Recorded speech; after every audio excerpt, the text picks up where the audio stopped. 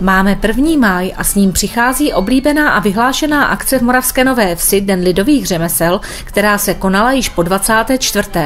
Akce, při níž se snoubí lidové tradice, folklor, tanec, zpěv a řemesla. Náměstíčko u nově opraveného obecního úřadu se zaplní stánky nejen s řemeslnými a rukodělnými výrobky, ale také s dobrotami a bohatý program na pódiu zve diváky ke sledování zejména folklorních vystoupení. Letos nám opět představili naše domácí soubory a sbory, naše mažoretky, neonky a zuzánky a z domácích folklorních souborů je to dětský folklorní soubor Jatelinka a Jatelinačka, mužský sbor, ženský sbor a cymbálová muzika Lusk. Dopolední program, a to vystoupení pozvaných dětských folklorních souborů, má na starosti vedoucí domácího dětského folklorního souboru Jatelinka a Jatelinečka paní Vladislava Časná. Tak z folklorních souborů jsme pozvali Úsměv z Opavy, ten je nejvzdálenější náš dnešní účastník, potom je to Dubravěnka z Dubňan, Dolinečka ze Starého Města a z Dolních Bojanovic přijelo Slunéčko. A samozřejmě domácí Jatelinka a Jatelinečka.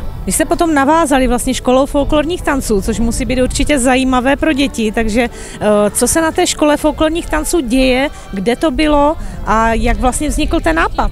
Ten nápad, už si ani nepamatuju, kde vznikl, ale možná mě to někdy napadlo, protože jak jezdíme po různých festivalech, tak tam tyhle školy folklorních tanců probíhají.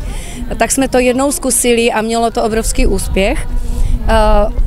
Každý rok se ta škola folklorních tanců uskuteční ve dvoře úřadu, kromě minulého roku, kdy úřad vlastně se opravoval, takže to bylo na jevišti. Ale dneska jsme se opět vrátili na stejné místo, to znamená na úřad Městyse a každý soubor tam vlastně vyučoval tanec ze svého regionu.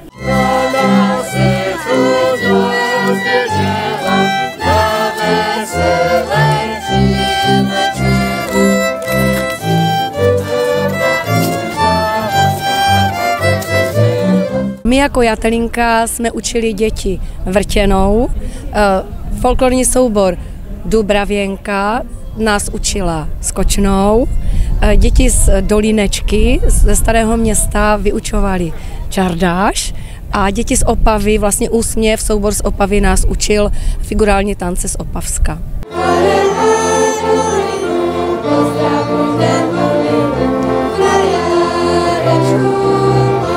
Předvedeme tanečníci hačky pačky. Výborně. Připravíme se a točíme. Pravá, pravá.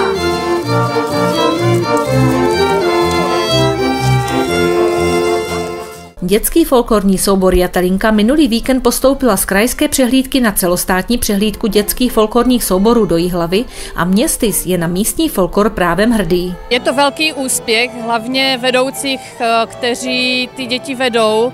My nemáme jenom Jatelinku, ale i Jatelinečku, tu zmíním taky, protože jsou to ty prďolátka, které se pořád dál a dál učí.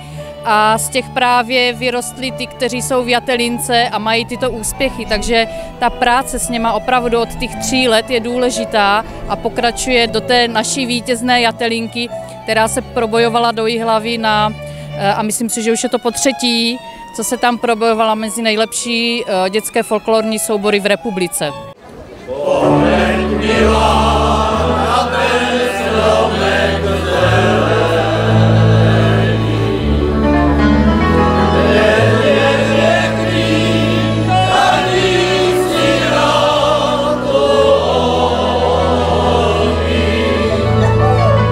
Moravskou Novou Ves však nereprezentuje pouze mládí, ale také zralost. V souběhu se školou tance na pódiu vystoupil mužský sbor z Moravské Nové Vsi, který střídal ženský sbor Neoveské Heriny. Už zpívá druhej pod oknem, na mě už dávno zapomněl.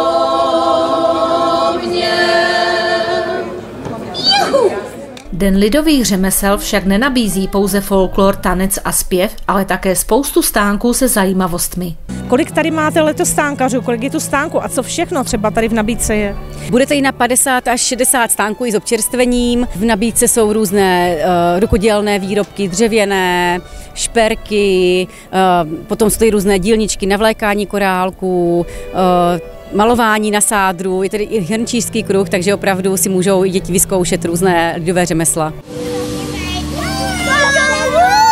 Dále si dětem jsme tady nabídli dětský kolotoč, potom různé hry, tvoření a tak.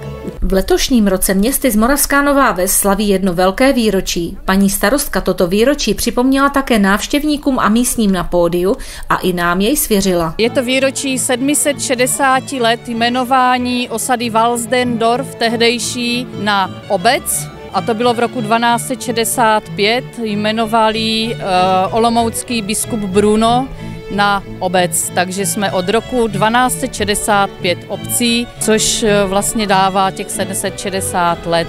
A tady ten monument nebo starostovský symbol, jak komu kdo to jak chce nazývat, tak mě byl předán právě, když jsme otevírali po obnově naší radnice od našeho souseda, pana Čulena Jirky, ležel na půdě naší radnice ještě když byla farou. On ji zachránil, zrekonstruoval a právě mě ji předal při nově otevřené radnici, což bylo pěkné, také symbolické.